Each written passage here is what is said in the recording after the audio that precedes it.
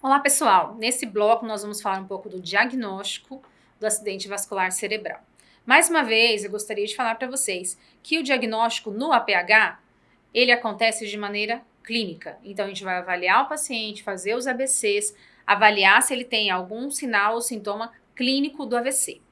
Então, a gente vai coletar o histórico, vai realizar o exame físico e vai identificar os sinais. Então, a identificação dos sinais no pré-hospitalar, ele é um fator muito importante no tratamento do AVC, porque ele está associado, os estudos já evidenciaram isso, ele está associado ao aumento da taxa de pacientes que procuram o atendimento médico de forma precoce. Então, não só o pré-hospitalar como ambulância, atendimento de posto de saúde, essa identificação de sintoma, os pacientes, os leigos em geral, eles precisam ter conhecimento desses sintomas. Por isso que faz parte a escala de Cincinnati, a avaliação dos sintomas, da grade de treinamento de primeiros socorros para leigos. Porque quanto antes eles identificarem os sintomas de que pode ser um AVC, mais rápido eles vão procurar atendimento e mais chance eles têm de chegar a tempo para fazer uma medicação, se for um AVC isquêmico, por exemplo. Então, a escala de Cincinnati, que é uma escala que a gente usa tanto para leigos quanto no pré-hospitalar, a gente precisa aplicar essa escala quando a gente atender o paciente. A gente vai avaliar 3 parâmetros: a paralisia facial, a queda de braço e a fala. Como é que a gente vai fazer isso? A paralisia facial, a gente vai pedir para o paciente mostrar os dentes ou sorrir. Então, a gente pede para ele sorrir.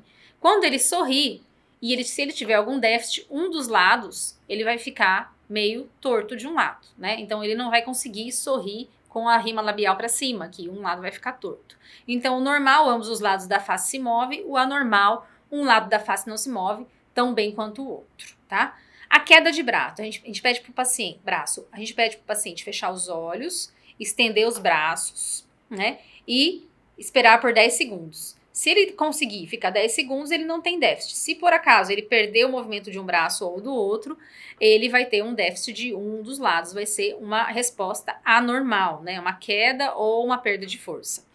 Na fala, a gente pede para o paciente repetir uma frase, né? Aqui ele fala: o Brasil é o país do futebol, por exemplo. Ou pede para ele falar o nome completo, ou o endereço, ou o nome da mãe dele, né? Uma resposta que você saiba a resposta também, né? Pra gente saber se ele está orientado ou não.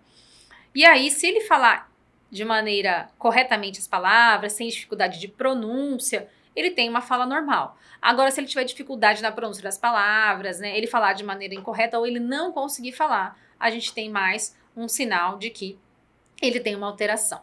Qualquer uma alteração em qualquer desses 3 sinais já indica pra gente que esse paciente pode estar evoluindo com um acidente vascular cerebral. Se ele tiver os 3 parâmetros alterados, 80 a 90% de chance desse paciente estar desenvolvendo um acidente vascular cerebral. Então, a gente precisa fazer toda a avaliação primária desse paciente. Se precisar ofertar oxigênio, a gente oferta. Se precisar abrir via aérea, a gente vai abrir a via aérea.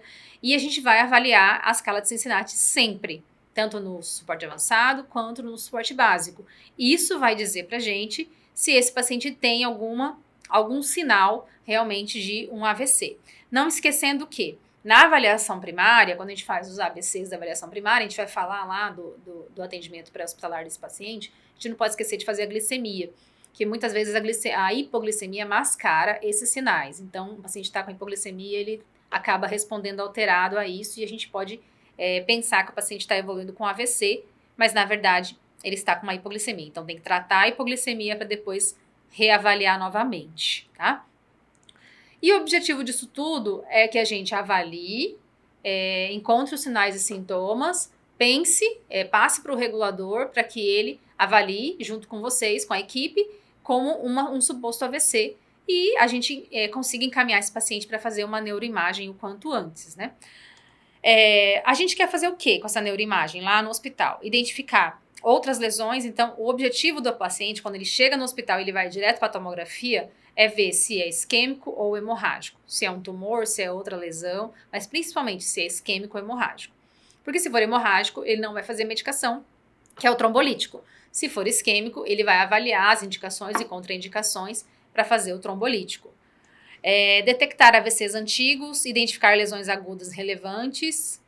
E aí, a gente é recomendado pela diretriz da American Heart e da Associação de AVC que essa tomografia seja feita dentro de 25 minutos a partir da clínica, o que é muito difícil hoje em dia acontecer na realidade do Brasil como um todo, principalmente nas cidades de interior, enfim.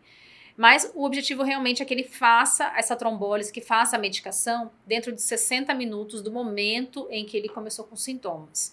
Então, o paciente começou com sintomas, foi atendido.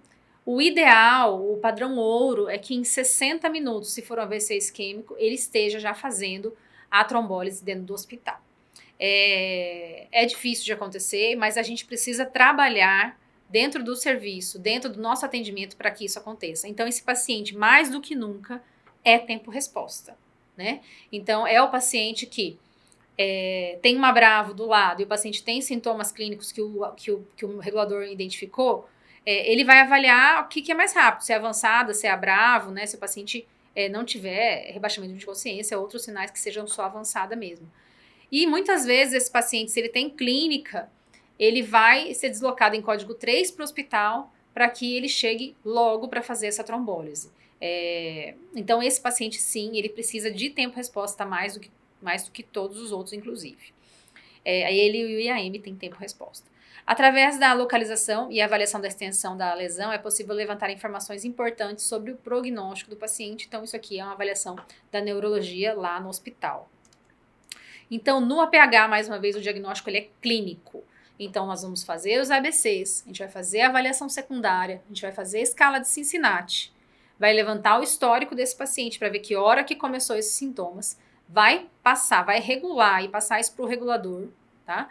E tudo isso junto vai trazer para a gente uma hipótese diagnóstica de AVC e a gente vai ter que correr com esse paciente naquele momento. Então, no APH, a gente precisa se atentar à clínica daquele paciente e não esquecer sempre de fazer a avaliação de Cincinnati, saber que hora que começou os sintomas e identificar, ser os olhos da regulação ali para que a regulação consiga fazer dar o melhor destino e o mais rápido possível para esse paciente.